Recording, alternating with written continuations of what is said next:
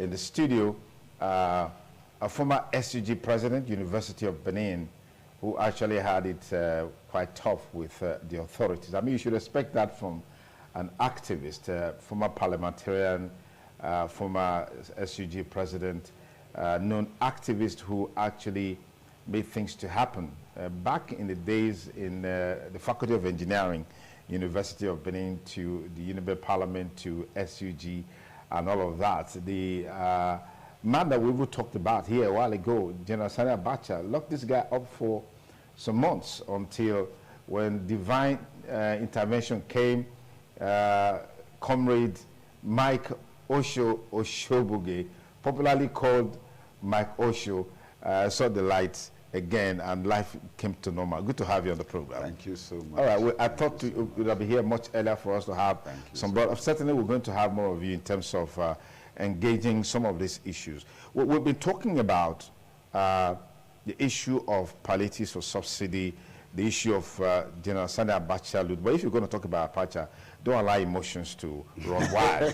Just be dispassionate about it. But what do you make of these semi-consistencies of government finding it difficult to live up to the expectations of the people? It's like a recurring decimal. What do you make of that as a challenge? Well, fundamentally, it's very important to also give or to showcase the fact that I have a profound experience in the oil and gas.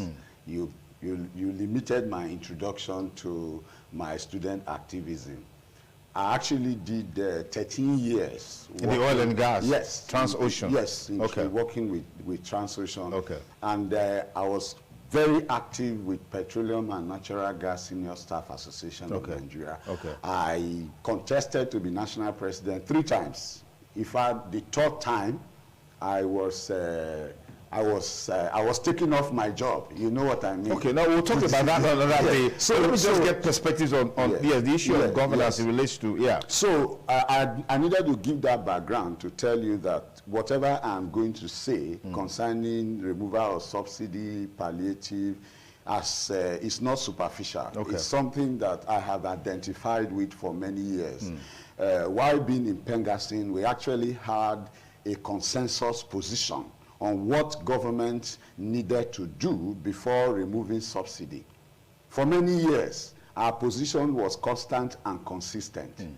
In a democracy, one thing that is constant is the fact that the people are central to whatever policy government initiates.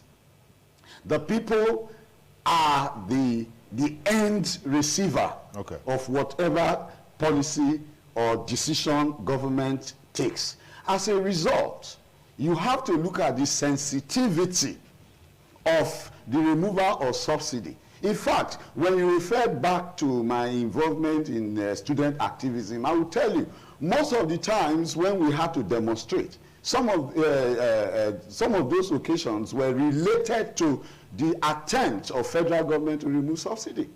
I remember in the days of NLC, you know, and we will respond. Why were we responding? Were you doing that out of ignorance? No. In fact, let me tell you, we have always supported the removal of subsidy. So why the protest then? The protest was the manner and process by which you remove it.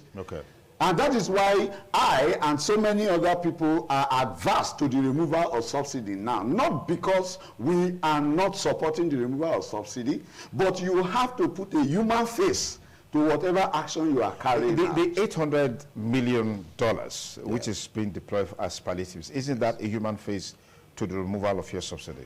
Now, the problem is, you look at the 800 million, you look at the volume, and then you look at the volume of the people who are supposed to be the beneficiaries. And then you also look at the efficiency of distribution of the 800 million.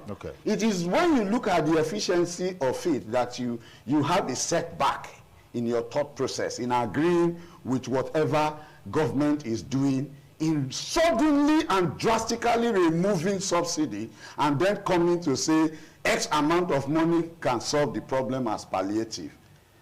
And the misapplication of the amount, of the said amount, is another concern to some of us who are stakeholders in the system. You are talking about giving about 30-something to 70 billion of the said amount as palliative to the legislature, to reps, to Senate. How does that apply? We are living in a society where you take from the needy and you give to the greedy. When I talk about the distribution of the amount, yes, we know that there is a history to misapplication of such funds in this country.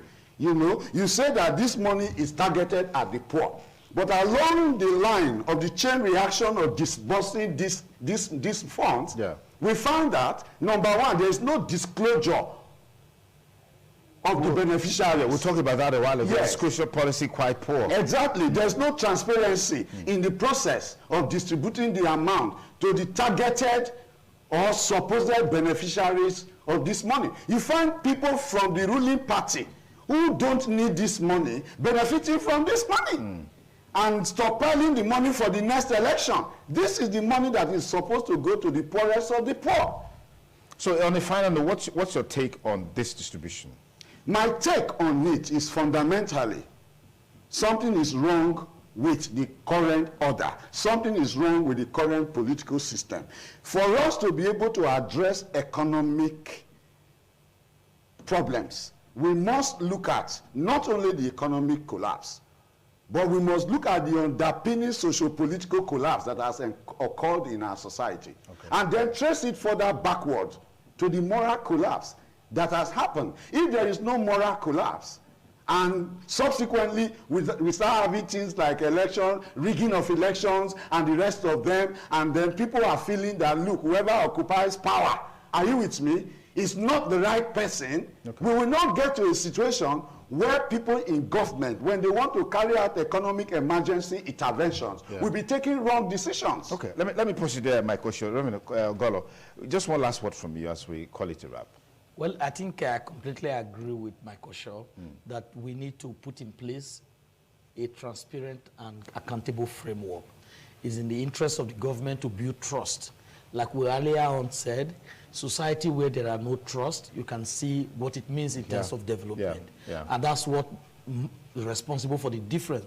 So government should take steps further to put information in the public that will help the public to understand what they are doing. Conversation. All right, let's take a short break. Thank you, gentlemen, for coming on the program. Yes. It's still TMI, beautiful Monday morning.